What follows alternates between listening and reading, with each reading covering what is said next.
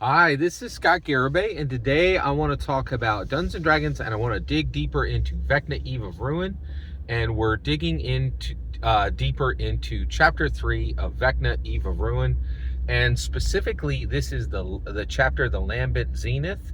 The Lambent Zenith is a spelljammer, a space galleon, which is a type of spelljammer, and it has been shattered into three parts. Okay, and those three parts are specifically on Havoc's dead god body floating in the astral sea, which is in the astral plane. Okay, and this is really interesting in that gods die from all these different realms, and their bodies show up here, and their bodies have very significant purposes here, right? So first of all, people search for them within the astral sea. And so this dead god's body is out here, and it's just been floating around. And basically this space galleon, the Lambent Zenith, crashed into it and is now spread across it in three different broken parts, and it has been merged with this dead god's body. And it's a trap for everyone who is on the Lambent Zenith. It's a trap for additional ships that have encountered this morass, right? And also, I wanted to clarify something. So basically, there is a body of air around around these dead god bodies, okay? There is a body of rare air around spelljammers. But if you're just in astral space, you die. You have to be able to breathe, right? The astral sea is not breathable. That's the best way to say that. The astral sea is really not breathable, right? So basically, which is, yeah, and this is another thing, is Spelljammer's kind of new to us, right? It was around in the 80s and the 90s. Actually, it came out in the 90s, excuse me. And then, it had some prominence in the second and third era, but actually I would say just the second era. And then it just lost prominence quickly, and it really kind of got pinched between second and third era. Second era, it really came out. People were paying attention to it. Third era came up, and they were like, Spelljammer doesn't matter. And Spelljammer was not part of third or fourth era Dungeons and Dragons. All right, so basically, the player characters go to Sigil. They're in Illustrial Sanctum. There's a portal opened to this point in the astral sea, which is lost to everyone else. And the only reason the players have found it is because the first part of the Rod of seven parts has led them to this second part, right?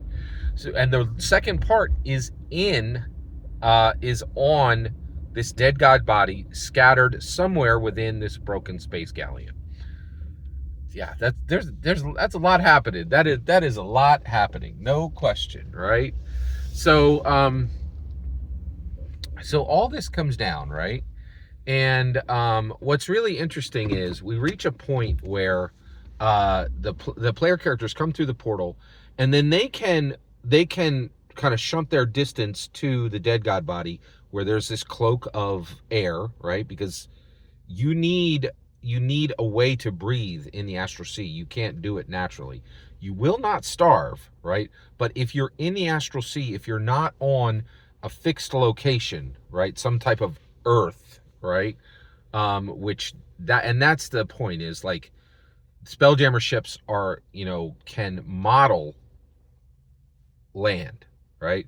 The dead god bodies count as land, right? This is very, very interesting, just kind of figuring out the astral plane and the astral sea, because it can be challenging to understand it. It's quite alien, like literally alien, right?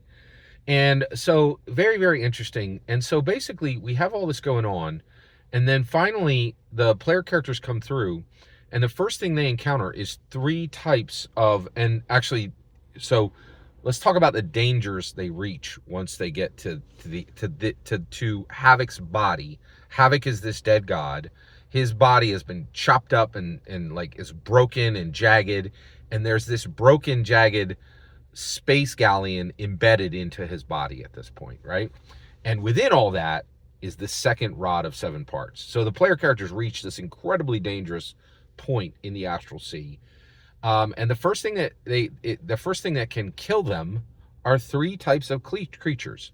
A cloaker, which is an aberration, and then a cloaker is a classic D&D creature, and it's large, okay, and medium large, so it's a large creature, and cloakers are there and can kill them, right? The player characters, and are antagonistic to the characters.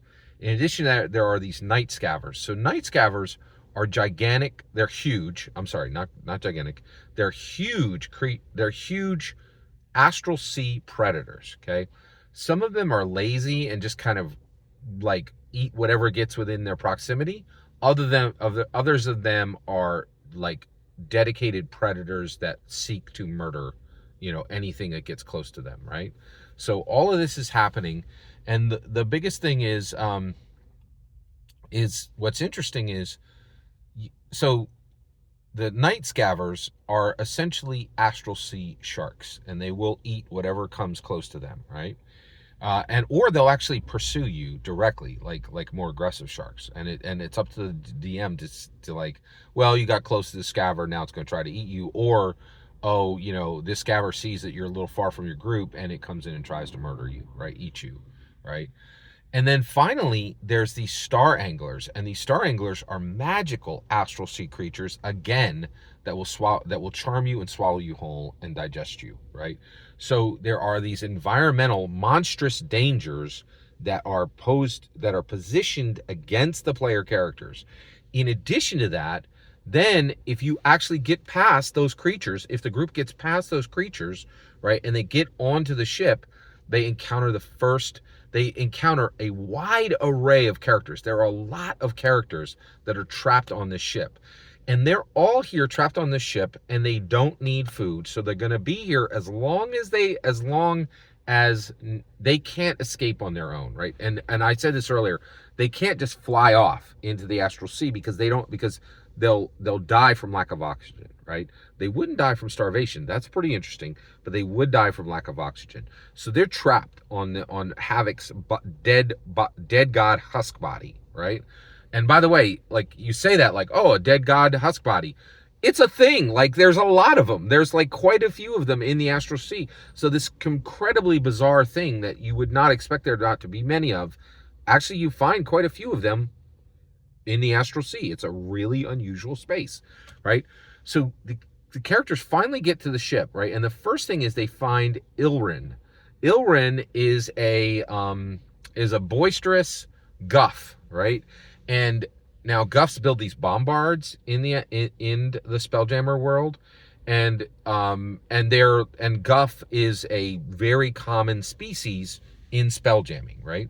So you're like, oh, we came across a guff. Isn't this cool? And you see your thing, and then everything starts to get set, right? And you're like, okay, great. Here's this guff, and he's the first person they encounter on the ship, and he totally looks like a captain. He looks like he belongs there. Everything's correct, right? They also come across, or on the stern castle section, they come across Ilrin, or they come across these 2 Githyanki knights, right? And these Githyanki knights were sailors who served upon the space galleon Lambent Zenith, and they will harm the player characters if they don't get the right answers. If the player characters give them a reason to trust them, or at least not to be opposed to them, then they can talk through, right?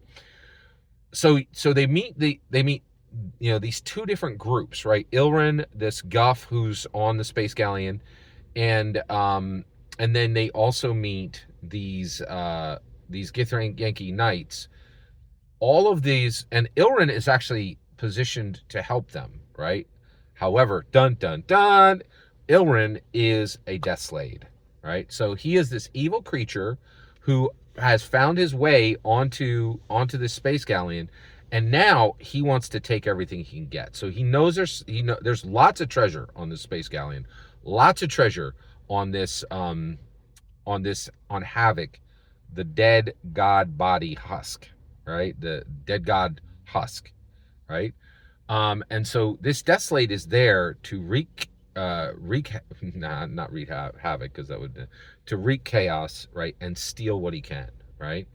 And so and all of this is just where they enter, on the stern castle position, right.